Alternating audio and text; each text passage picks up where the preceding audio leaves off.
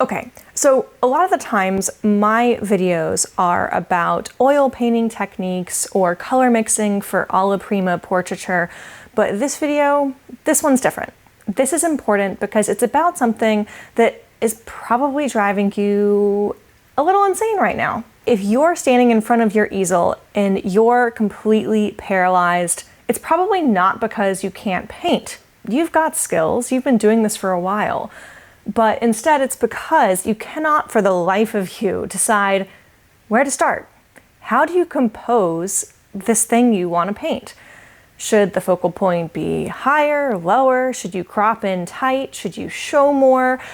And that voice in your head is like, what if I make the wrong choice and ruin the whole painting? And this voice only gets louder the more hours you've put into a piece. There's nothing worse than the feeling of being on hour like 47 of a painting and thinking, is this one brushstroke I'm about to add going to completely destroy this? And the only way to fix it would be by starting over. First things first, I think everyone has felt this. Everyone, no matter how great of a painter they are. And I'm honestly gonna blame composition books for this one. You know, like this one that everybody loves. These are those classic books that tell you about things like the rule of thirds or leading lines and all of these different formulas that you should use or you should avoid. But it's not just about the book problem, the rule problem. Beyond that, there's also this whole other message floating around that authentic art has to come from within, from your innate voice, from your natural talent. It's supposed to be organic, not contrived or forced. So you're kind of getting hit from both sides. The composition books are like, follow these rules, and then the art world is like, okay, but it has to be authentic and come naturally or else it's not real art. So no wonder it's hard to start a new painting. You're supposed to follow the rules, but also ignore the rules and just trust your instincts, which by the way, haven't actually been developed yet because you haven't painted enough to have the instincts. So let me tell you right now, the thing that's probably tripping you up to start. One of the greatest inhibitors of confident painting decisions. You're working with too much of a blank canvas. Too many possibilities. Having a blank canvas kills the decision-making confidence that you actually need. Because you can do anything you want. You have no restrictions, and no one actually feels confident in that space. I know it sounds really nice, but restrictions are your friend. Limitations are your friend. Times that you might feel most indecisive, that's usually when you're looking at a completely blank canvas thinking, I could do anything with this. Or when you're scrolling through your phone trying to find something to paint and you're like, what do I even paint? What's my style? There's literally no starting point. Anything is theoretically possible, and it's so hard to make confident decisions in that blank canvas type of thinking. But here's the thing, restrictions are actually going to help you. The things that you think are limiting you, such as, well, I really only feel confident painting this kind of subject. Well, what subjects are actually fun for you to paint versus feeling like a chore can actually be a blessing here. You know, what size canvas do you want to work on? How quickly do you want a painting to be finished?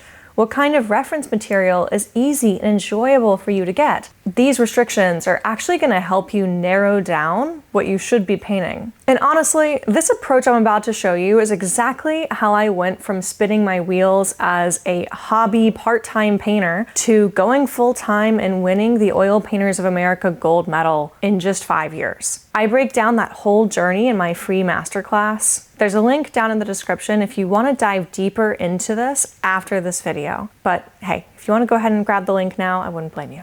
All right, here's how we're going to solve this problem in this video though. Here's what you're gonna do. Instead of pulling from the whole universe of just what could make beautiful art, we need to get clear on what speaks to you. No more just saying, I like Rembrandt and Vermeer, or I like the Impressionists. Because more often than not, and I've spoke to a lot of painters who say this, it's coming from a place of, this is what you think artists with good taste or training would say.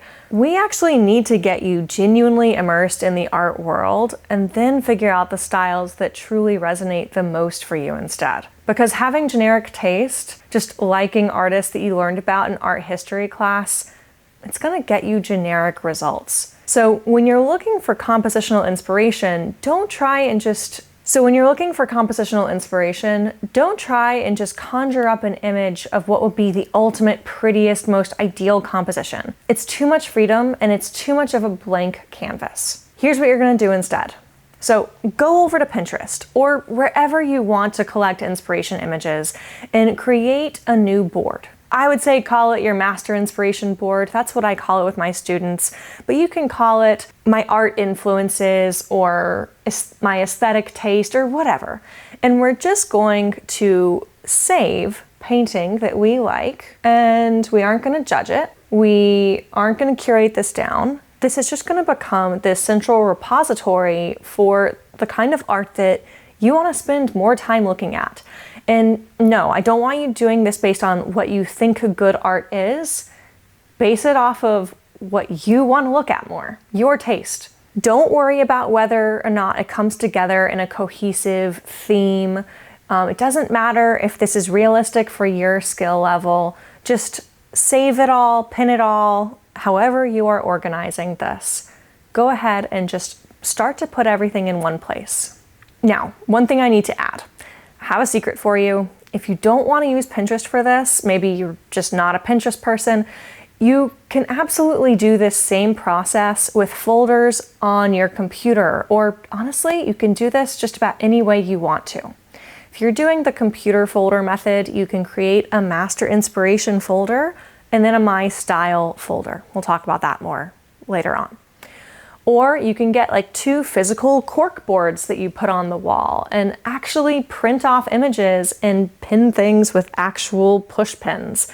You know, if you're more tactile. The point is, the platform doesn't matter. The idea is what counts. I talk about Pinterest all the time on here because, well, y'all are watching over the internet, you're watching on a device.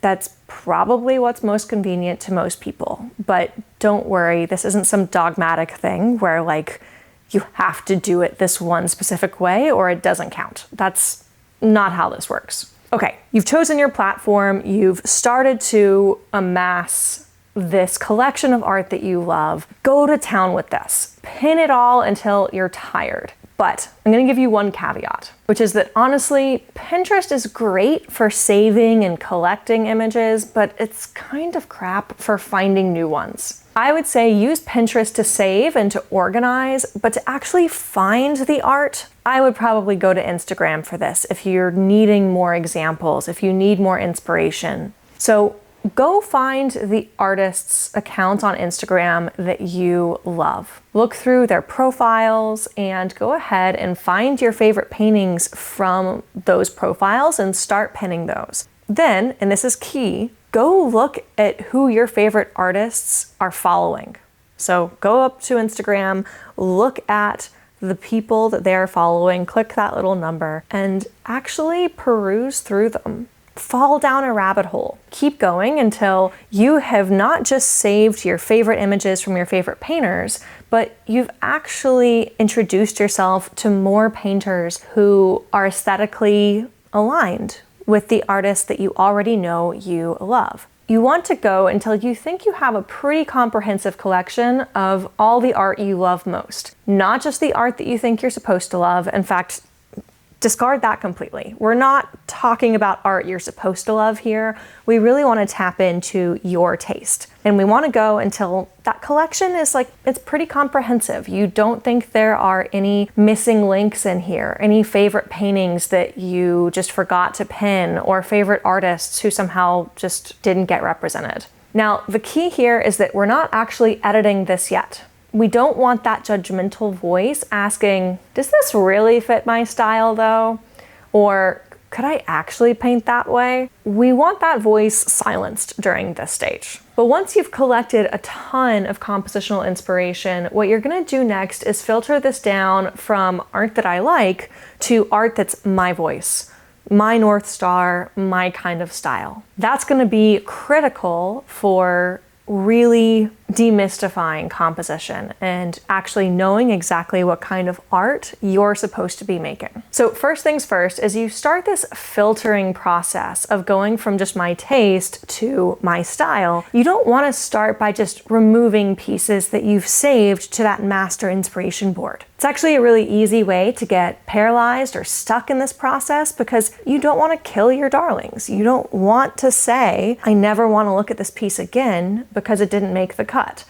So instead, we're not going to actually cut anything, technically. Instead, we're going to make a new board that the paintings that make the cut will get copied onto. And that way you have a big collection of your taste that remains like untainted. It is whole, it is pure, it is all the things. And then you're going to have a separate collection that will inform your compositional style. Nothing gets lost or removed. Then, in order to help filter this down, you're going to go and do a pass through that curated inspiration board, that filtered down collection of art that's meant to embody your taste. And you're going to eliminate works of art based on your personal restriction list, the kind of constraints that we talked about earlier.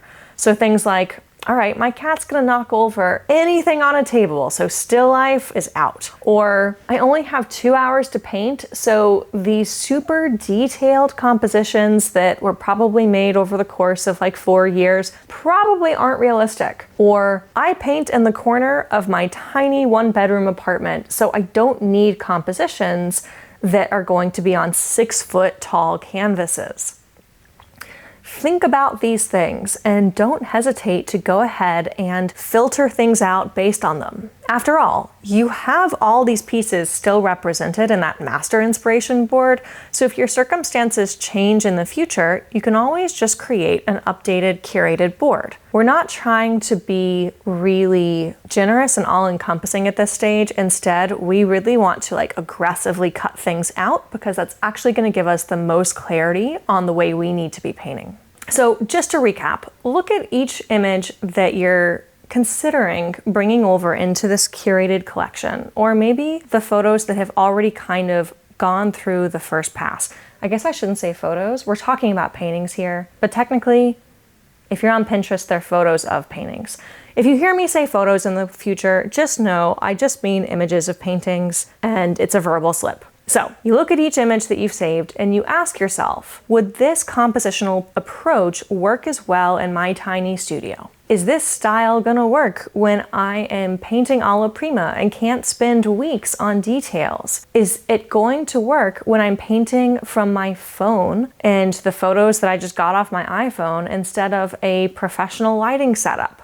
If you want to dig deeper, you can also ask yourself, what makes this composition speak to me? What's really getting me excited about this particular arrangement? It's creating a little bit of self-awareness about what you're actually drawn to compositionally that might help you as we go through this process to make more decisive decisions, especially when it comes to filtering the wheat from the chaff. So you want to eliminate anything you don't think is going to actually hold up to your real life painting practice as it exists right now. And the biggest restriction that you should be paying attention to here is medium. If you're not confident that's an oil painting and you're an oil painter, which you should be if you're watching my channel, if that's the case, that piece, it needs to be cut.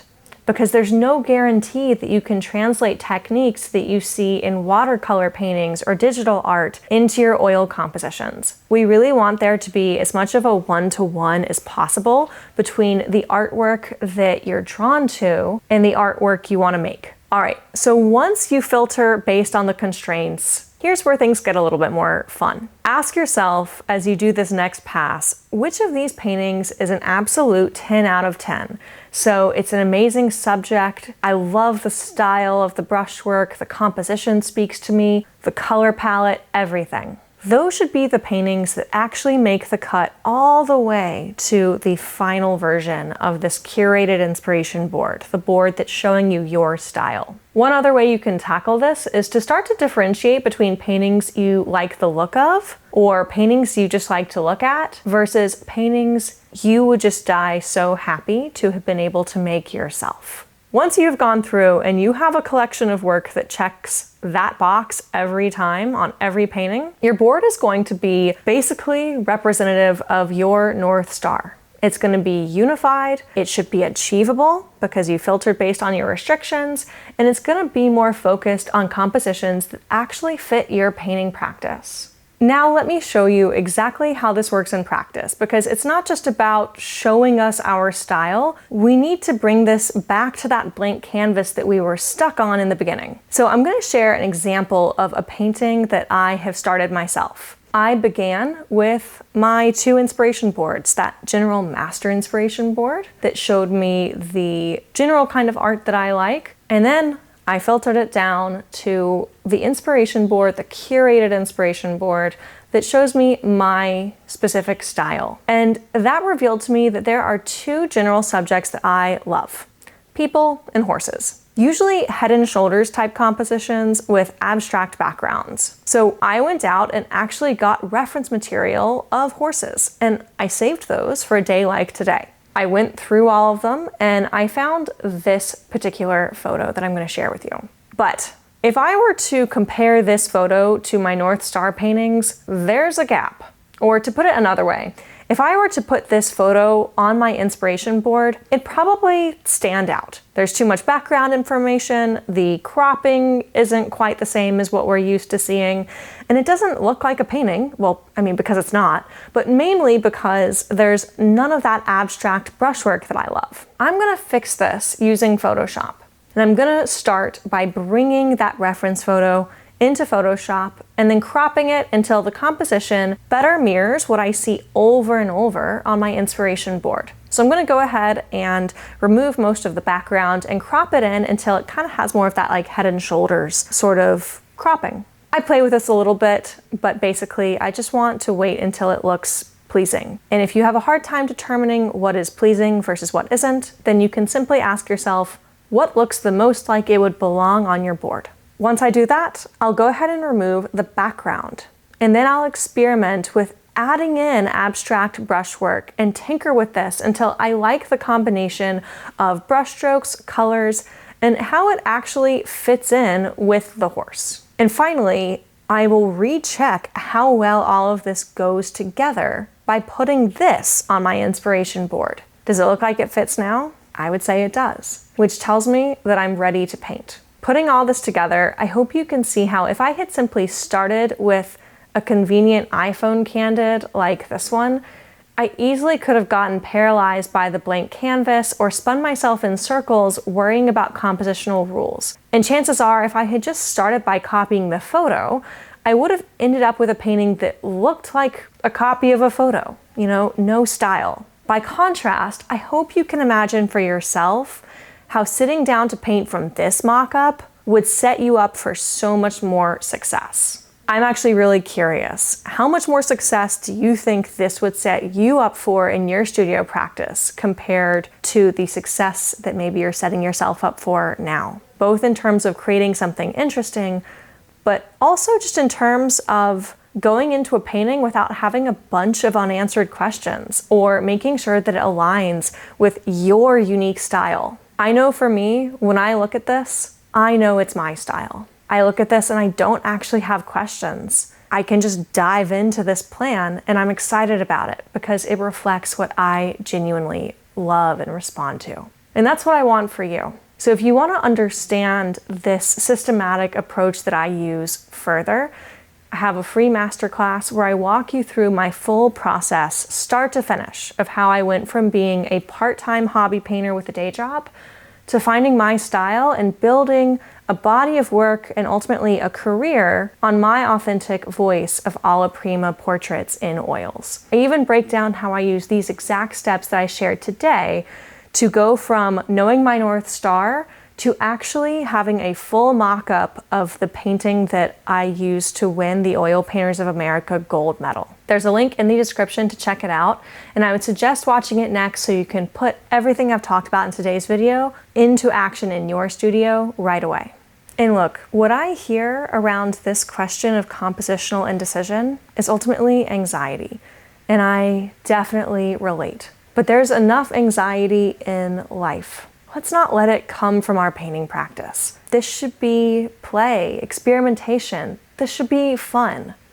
Remove the pressure of having to nail the perfect composition from day one, and definitely remove the pressure of having to nail a composition when you're going in by the seat of your pants. Your compositional preferences are going to evolve. They're going to get clarity through exploration. So dive into that exploration. Until next time, I hope you have a wonderful time in the studio. I hope you make something that really delights you and excites you. And remember, the best composition is the one that actually gets you excited to pick up the brush.